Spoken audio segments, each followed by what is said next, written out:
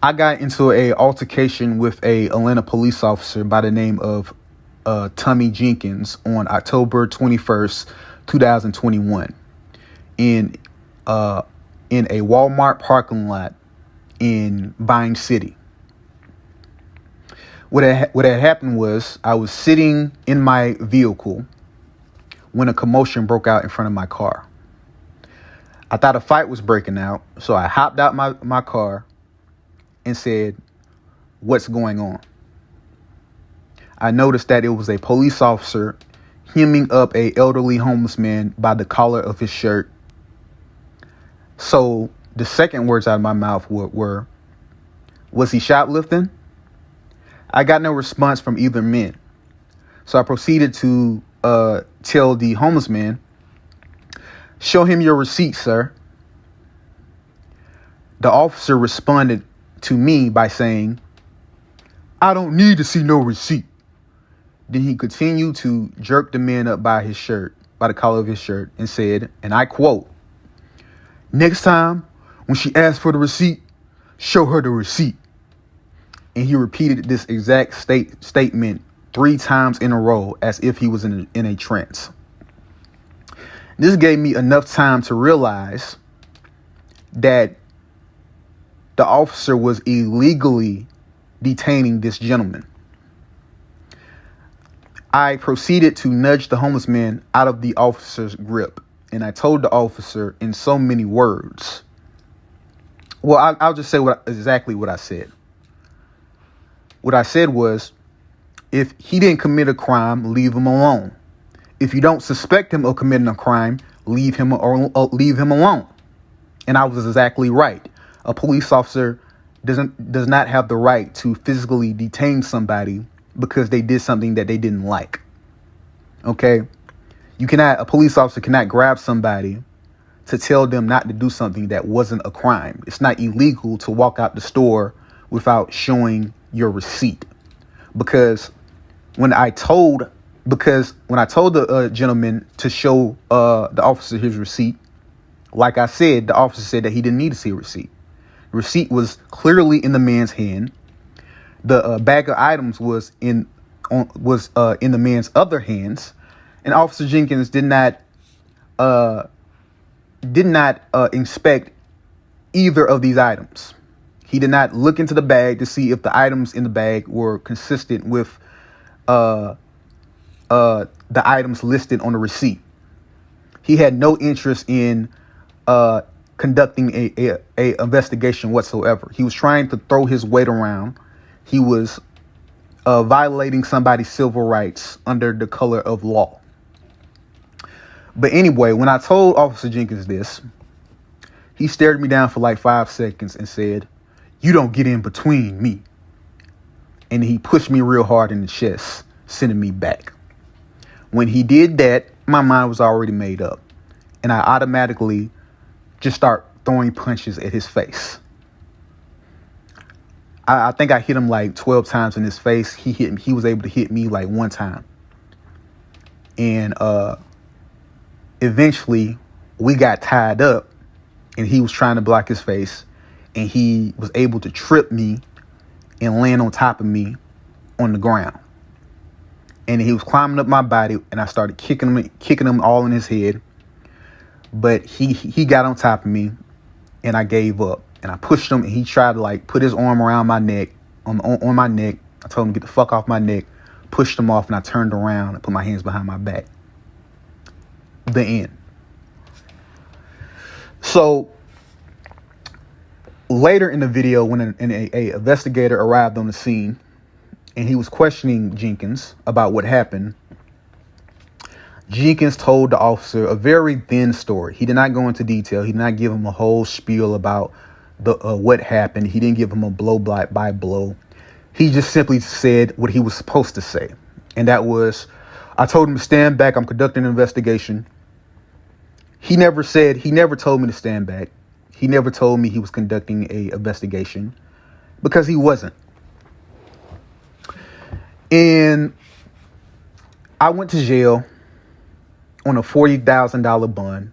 I spent a week in jail, got out on Halloween, and I was certain that the charges would be dropped, and that I would be able to sue or try to compel the DA to bring charges against Mr. Jenkins. Fast forward to February, when I finally got the body cam footage, I realized it had been tampered with.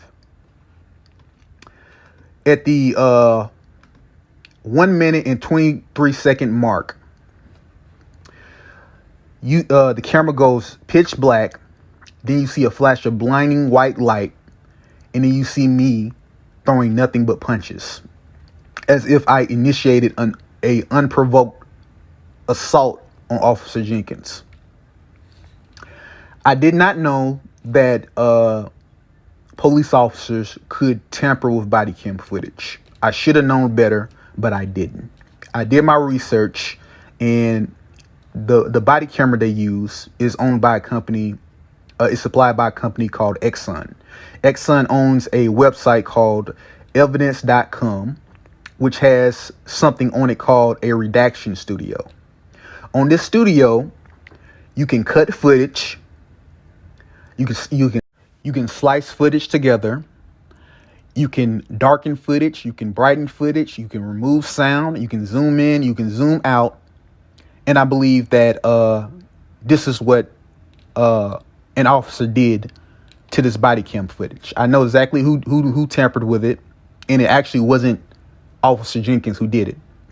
It was a investigator with the Atlanta Police Department named Nolan Stellingberg. He used to work with the NYPD, and he was accused of assaulting a 14-year-old up there in New York. But he moved to Atlanta and became a Atlanta police officer. And essentially, he is tampering with evidence. I don't believe this is the first time that this man tampered with body cam footage, but that's exactly what he did. And the reason I know he did this, the reason why I'm zeroing in on him, is because I looked at the audit trail. He was the first officer to access the footage. If he didn't tamper with the footage, he at the very least saw the footage in its raw form.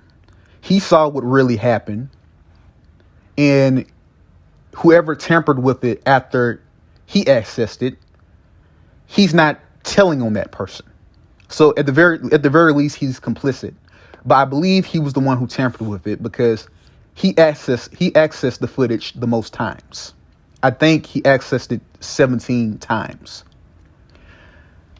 And the reason he accessed it so much, because editing takes a lot of work. It takes a lot of work. So he was the first person to access the footage, and he accessed it the most times. So I'm directly accusing him of falsifying evidence in order to secure a conviction. He was trying to save Officer Jenkins from prosecution and losing his job. So I found this all later on, and I don't have any money. I'm broke. So I can't afford a attorney who will use the defense that I'm claiming. I was forced to work with a public defender who absolutely refused to make police corruption a part of my defense. She did not want to provide evidence that the body camera footage that Atlanta police officers use can be tampered with. She did not want to provide that evidence. And she didn't really seem like she was interested in rocking the boat. So I pleaded guilty. I pleaded guilty without actually confessing guilt. I took the Alfred plea. Told him I'm not guilty. I'm pleading guilty because they tampered with the evidence. While researching, making this video, I couldn't find any footage of any pictures of Officer Jenkins in uniform. Officer Jenkins has been a police officer since 2005, I believe. And he's in his 50s and he's still a patrolman. I don't believe he has any interest in climbing the ladder of the police department. He's not interested in becoming a major, a lieutenant, chief, an investigator. He's not interested in doing any of that, probably because he doesn't have the mental capacity to do those things. But I think as a patrolman, you're going to create a lot of enemies. So he's been a patrolman since 2005. He has rubbed people on the streets the wrong way lots and lots of times. So that's probably why there's so little trace of him online. You know what I'm saying? Because anybody who has a run-in with him and wants to file a complaint or find out anything about him, they won't be able to find much. Because he did a lot of dirt on the streets. And he lives in Covington with his wife, and he started a business called TJ's Treasures, Hidden Treasures or something like that, just off a patrolman's salary. He's not a top cop. He's just a patrolman, and, I'm saying that for anybody who thinks that police officers don't make a lot of money. You're living on another planet if you think they don't. He goes to vacations to Jamaica with his wife. You know what I'm saying? He makes a lot of money off of patrolmen's salary alone. So, none of that has anything to do with my case in particular. That's just a little background on him. And I'm just putting this video out there for anybody who has issues with this man. You can find this video and you can, get your lawyer to use it as evidence against him, hopefully.